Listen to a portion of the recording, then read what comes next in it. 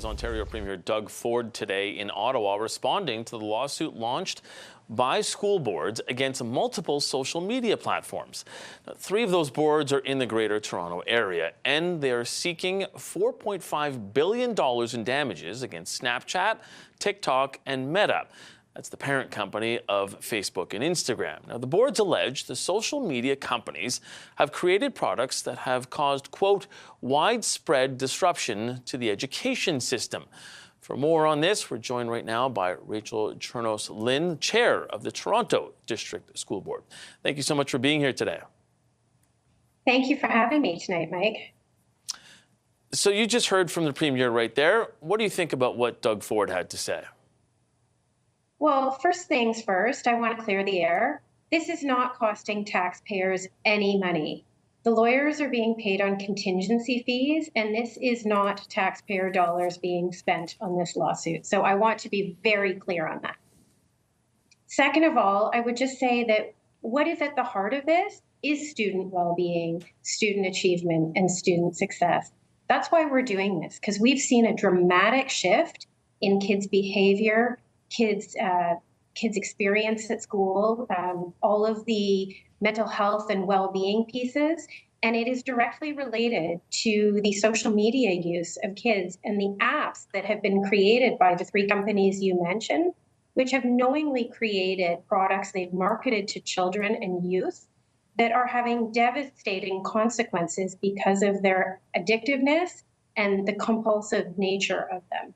So this is really what we're getting at. We're very concerned about the impact these are having on youth and the impact that it's directly having on their learning in the classroom. I also wanted to address something that Premier Ford said there, because I think there's a question about how this suit will actually change the daily issue in the classroom where kids are on their phones when they should be paying attention in class.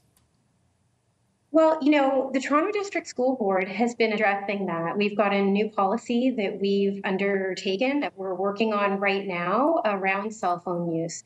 But the problem is much bigger than that.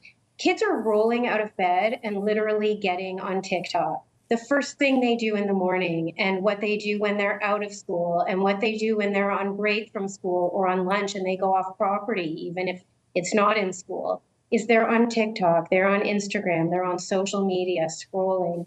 And instead of having interactions with their peers, and they feel addicted to it, and it's directly impacting their mental health, their well-being, and their ability to concentrate on school. And we're seeing significant changes in behavior due to that. So besides the monetary penalty here, what does the school board or the school boards, what do they want to see as an outcome?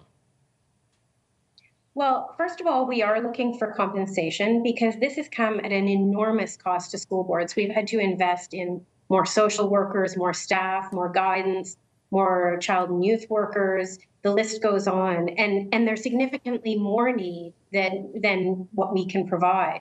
But beyond that, we're looking for these companies to take accountability for the products that they've created, knowingly created, that are harming children. So we are looking for them to change these products and make them safer for children.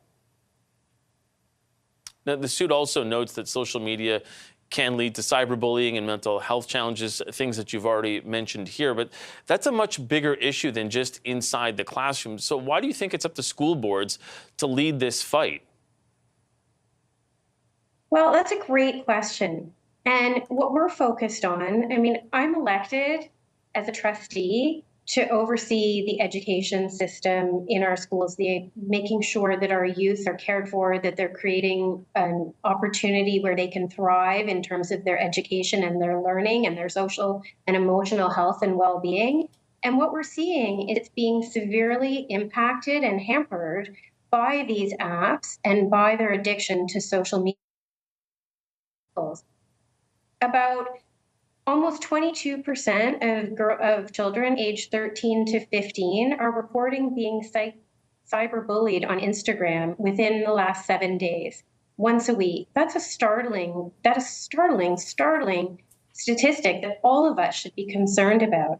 So when you ask me why are we doing this, we're doing this because we're looking out for kids, we're looking out for their well-being, we're concerned about the impact this is having in the classroom on their education, on their ability to learn, and we feel there's an urgent call for this to be fixed so that students are set up for success, so that they can be supported and that their learning isn't hampered, that their brains aren't being changed by this, and so that they can have an opportunity to thrive and to grow and to develop as they should into fully functioning and well-supported adults.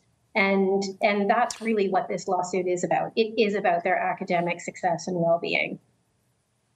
Yeah, and I take your point. I guess part of my question is that there's a larger societal question around these apps and their addictiveness and how they have changed how children act nowadays. Do you think that this is something also that you are hoping will be the impetus to a larger question around these apps, and so that we get this back in the public discourse again? Absolutely. I mean, how great is it that all day I've spent my day talking about children's well-being, their academic success, and their mental health. These are the key pieces that school trustees should be focused on. And our whole society should be dealing with and thinking about the impact of the decisions we make, the environment that kids are in, and what that has on the long-term impact of their healthy development and growth. And this is a key question, and I hope that Canadians will be thinking about this over the next couple of days and in the months to come as this works its way through the courts. Okay, we're going to have to leave it there. Rachel Chernos-Lynn, Chair of the Toronto District School Board, thanks so much for joining us today.